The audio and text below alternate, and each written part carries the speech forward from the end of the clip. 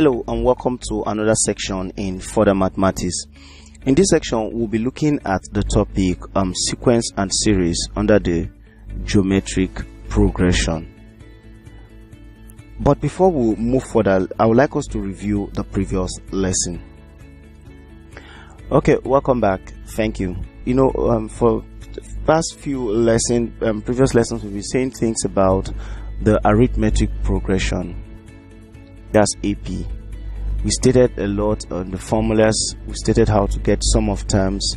We stated how to get sum of terms, sum of n terms, and how to get the difference and everything. So I told you last time that when we talk about arithmetic progression, you're considering addition and subtraction. But when it comes to geometric progression, you're interested in division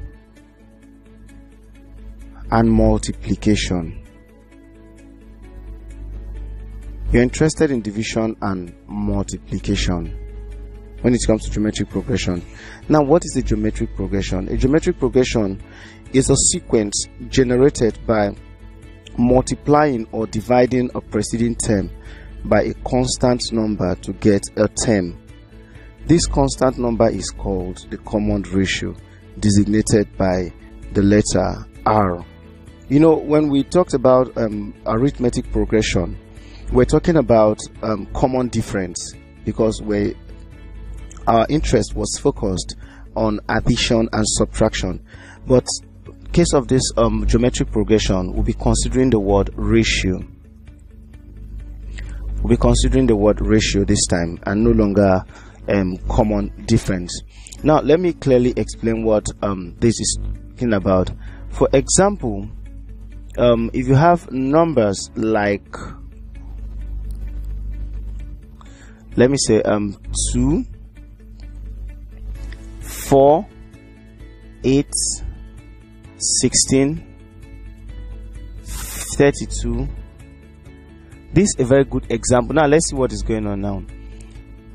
If you do 2 plus 2 will give you 4, but 4 plus 4 will give you 8, and 8 plus 8 will give you 16. 16 plus 16 will give you 32. This is the progression of this. Now, this is not an arithmetic progression because there's no fixed number. You're having 2, you're having 4, you're having 8, you're having 16. It's not an arithmetic progression. Now, in order for us to know what's the difference between this and this, we use any of the preceding term, just like how we use in getting common difference into looking for the common ratio. So at this point, we now do something like T2 divide by T1. That is, this is our T1. Remember, I said in sequence we don't use the word member, but rather we use the word term. This is our T3, T4, and T5. So with this, if you want to get the value for, if you want to actually get the value for the common ratio, all you need to do is T2 divided by T1. So 4 divided by 2, which is equal to 2. Now you use the preceding term to divide the previous. So we now have T3 over T2, which is 8 over 4, and it's equals 2. You do same to this. T4 over T3 is 16 over 8, which is still equals to 2. So this becomes our common ratio, and we still make use of the word common ratio because this is a ratio that is common to each of the term, and it's to each of this term and its preceding term. So this is a ratio that the difference, as in it's just like the multiplicative difference between this and this. So that is why we use the word the common ratio. But the first term is still A. We still use A, just like what we have here. Our first term here is 2, while our common ratio is also 2. So when you talk of AP, letter D symbolizes the additive or subtractive difference, while the common ratio talks about a multiplicative difference or the divisive difference of a particular set of numbers. Now I would like to tell us that the nth term of a geometric progression is usually written as, that's Tn, is a r raised to power n minus 1. This is how we write our nth term in that of a geometric progression. Let me say, for example, we have Tn is equals arn minus 1. This is the nth term, formula for nth term of a geometric progression. Formula for nth term of a geometric progression.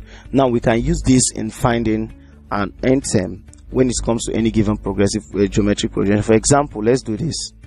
Let's call this our example 1. Find the 9th term. Find the 9th term of the sequence.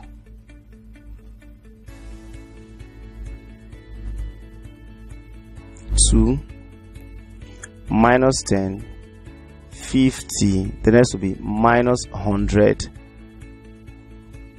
This is how it progresses. Now from this, let's start extracting our required numbers. Now we know that they said 9th term, so our n is 9. Our a, from the formula, these are the parameters we use in solving. The value of our a is what? 2, but we don't know the value of our common ratio. So let's solve for a common ratio. Remember I said T2 divided by T1, or T3 divided by T2, or T3 or T4 divided by T3.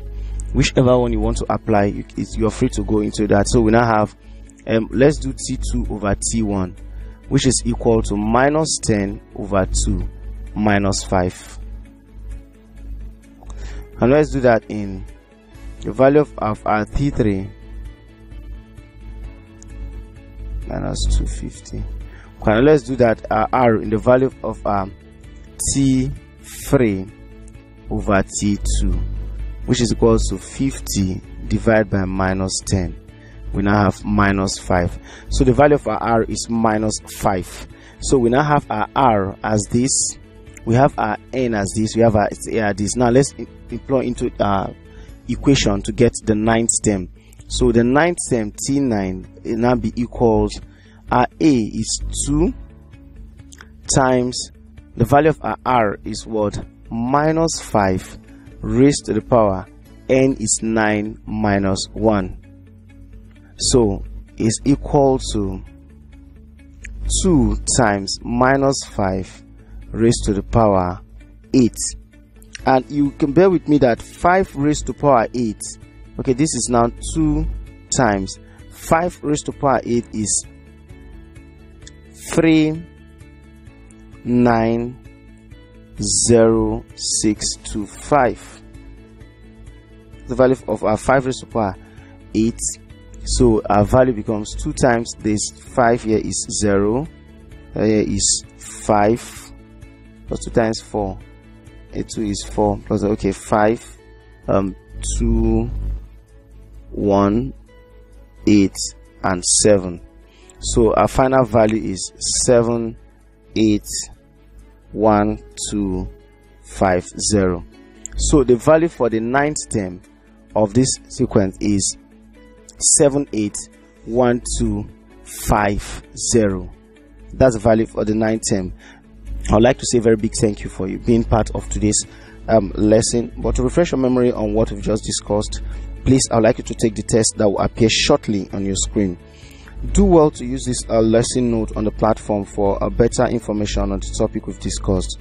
Always feel free to give us a feedback, questions, and even recommendation on the comment section. We'll be very glad to hear from you. Thank you.